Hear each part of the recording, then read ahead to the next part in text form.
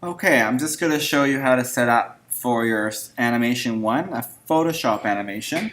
I've already got my images, or two of my images in place, but just a reminder, we're going to go File, New, and make sure it's not on US paper, but on a photo size, and we're going to do 4:6 landscape, alright, like a widescreen television, and then you click OK. Alright, and you can always double check the size of your image, image size under Image, right here, Image size, 4:6. So the width is the wider, and the height is 4. Alright, I've already done that, and there we go. Let's double check to make sure mine is as well. Yes, okay, 4:6. I've got two images in here. With your animation for a senior media arts class, I think I want more than one image for the background. I want you to create an image by combining at least two, if not three or more. Something that you did in the collage, but maybe not quite as much. So there's a situation where you can use your lasso skills, and I'm going to replace the sky with a different picture. So I'll just delete that. I'll do some of it. I won't do all of it in the demo. That I can use big chunks here. And delete. And of course I'd follow the edge of the building here. Making sure my feather is on 2 for these detail bits. I'm going to make an artistic decision here and just trim off the flag. Alright. Around here, yeah, I might trim that off too. I could keep it. I could use the magic wand in between. I am going to keep the power lines. So for those of you that are new to Photoshop, it's the magic wand we can use to select similar colors. And if you turn your tolerance up higher, it selects more color or more of the picture. And if you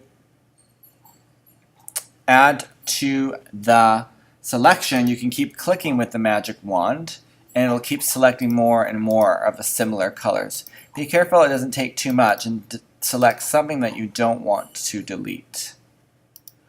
The other shortcut is I could go select similar and see what else happens here. So we got a bit more. Alright, I can try to hit delete and see what happens. I've got a bit of a problem though. If I hit delete, some of this stuff will be taken out. So I'm going to go back to my lasso. And my lasso, I'm going to use the regular one, and then again, I'll zoom in here to show you. Subtract from selection. I don't want this to be selected, so I'll just lasso around these little bits and pieces. Okay? So this is something you might have wished you used when you did your collage, but here we are.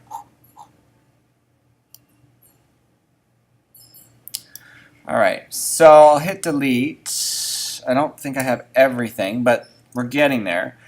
Alright, so I'm not finished, but for the sake of the tutorial, I will bring in my other image. And remember, when you're searching for images, we want to do larger than, okay? Larger than 2 megapixels. Alright, so tools, right here. Size, larger than 2 MP, stands for megapixels.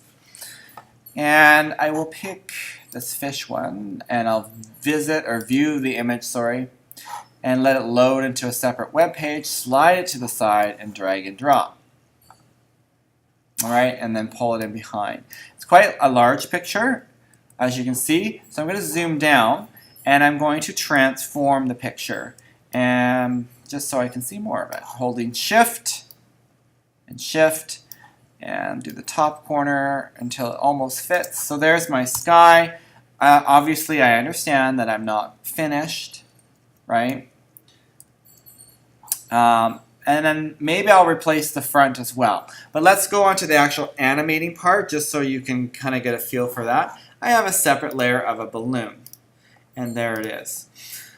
Maybe I'll just do a little bit more cleaning up here with the eraser tool. I know that I can quickly clean these types of areas up without worrying about touching the building because they're far enough away. And then I still need to lasso some of the other stuff, this stuff here. So let's bring up the animation palette. Window. Okay, I believe it's called timeline. It used to be called animation, but now they call it a timeline. And I have done some animating in this one before, but I'm just going to delete all these cells here. All right, before we get started, if I hold Shift, I can select all of them and then just garbage them there. And yes. All right.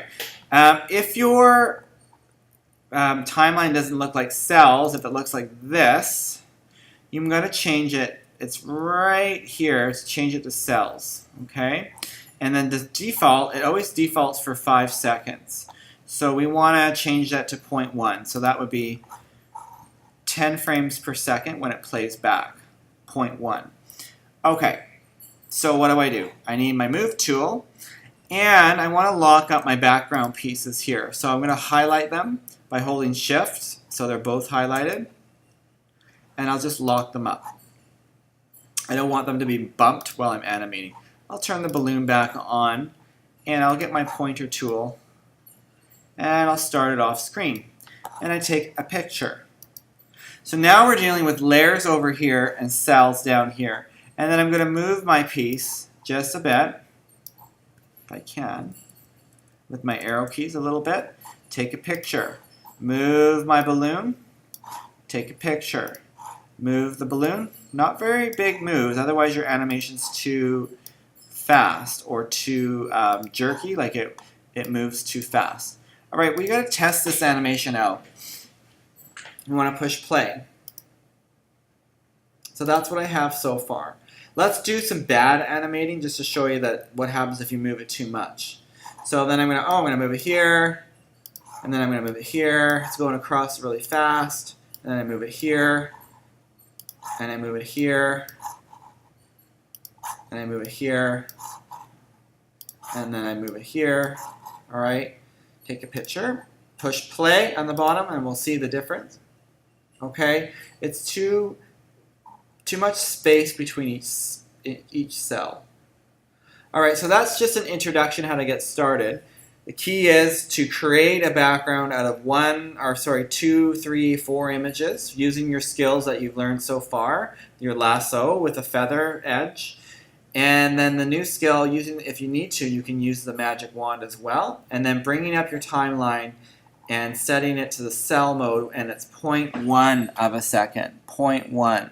They're all 0.1s. All right, so that's a good start.